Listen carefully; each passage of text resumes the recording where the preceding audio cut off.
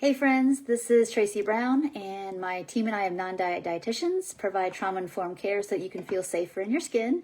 And I'm going live today.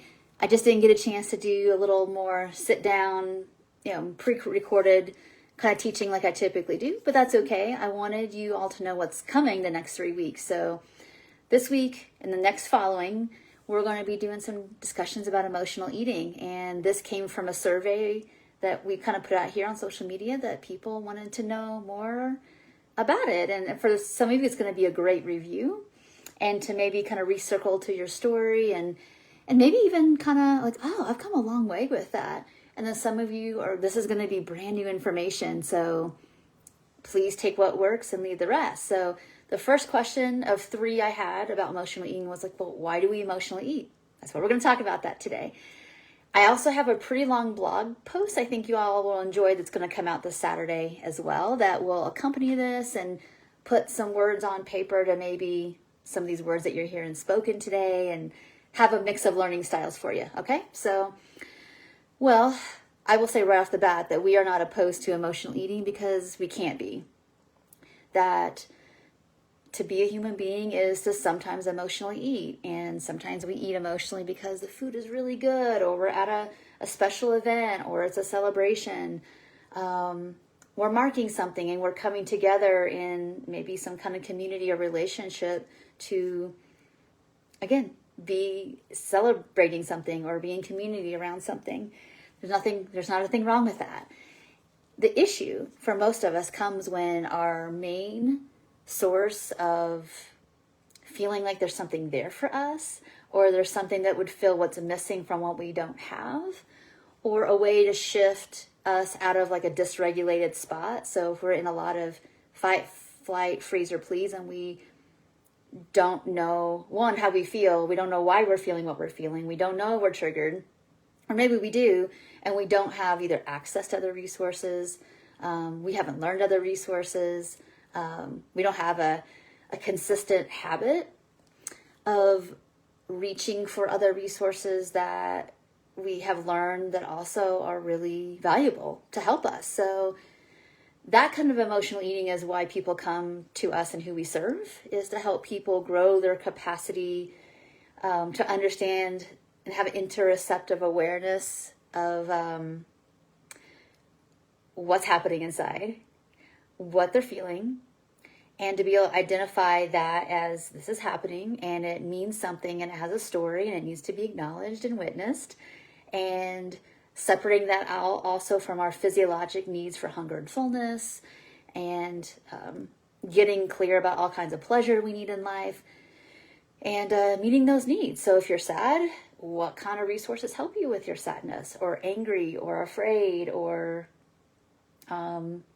not feeling fulfilled in life, or not having enough connection? There's all kinds of needs we have that, we have learned probably at young ages that when those other options, resources, strategies weren't available, or it wasn't even safe to acknowledge that we had upset in the first place, that we use something that doesn't seem to hurt us back, to be honest.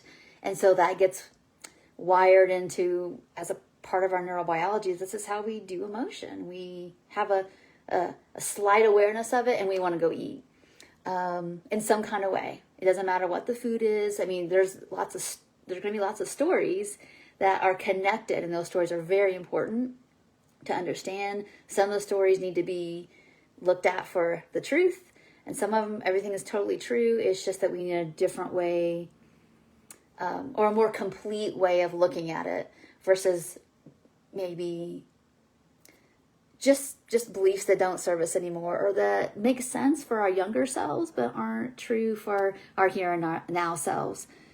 So we emotionally eat basically for a lot of different reasons. We're dysregulated.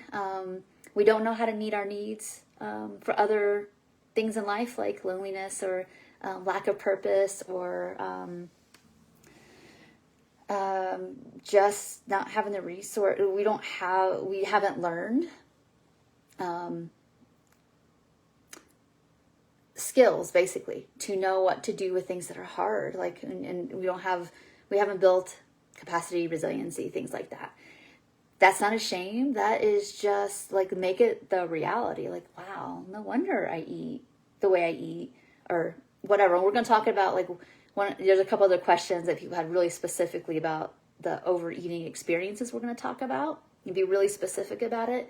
So today your assignment, and this week, through like the little things we write and post, is just start to pay attention. Just start to pay attention. Slow down.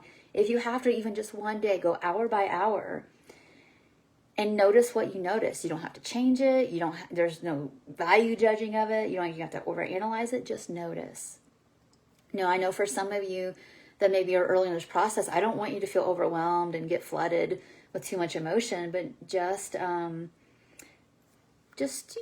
notice a little bit. And if it feels like, whoa, there's a lot going on in there, then orient to something really good, safe. You can distract yourself. That's totally okay. Obviously, we want you to be in counseling around all these things.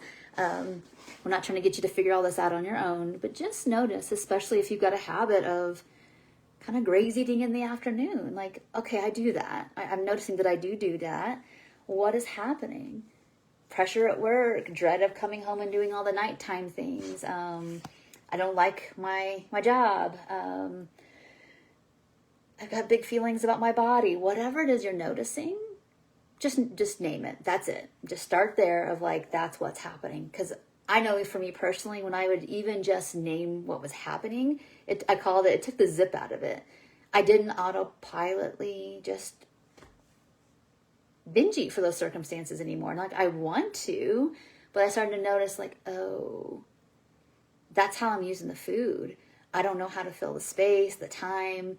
I don't know what to do with the thoughts and the feelings. And so I'm just kind of eating to get the time to go by to the next thing that I felt more confident in or comfortable with, or it was time to go to bed and I could get away. It was kind of that simple. Some of there's more overcoupling dynamics that need to be looked at, but just notice it. And you might notice that you start to feel like you have a little bit more agency. So I hope that helps. This is a good, just kind of getting started video. It's not meant to diagnose anybody, treat anybody, do anything like that. It's just meant to bring some awareness when people ask, well, why do we emotionally eat? We do it because we don't have the skills to meet the needs of what is actually happening in or around us. And we use food as like the faux help, the faux safety. That's it. That's all it's about. No shame, no judgment. It's just has a function. So if we can see it that cleanly and plainly, I think it will drop a lot of the shame. So thank you so much for watching, and we'll see you in the next video. Bye for now.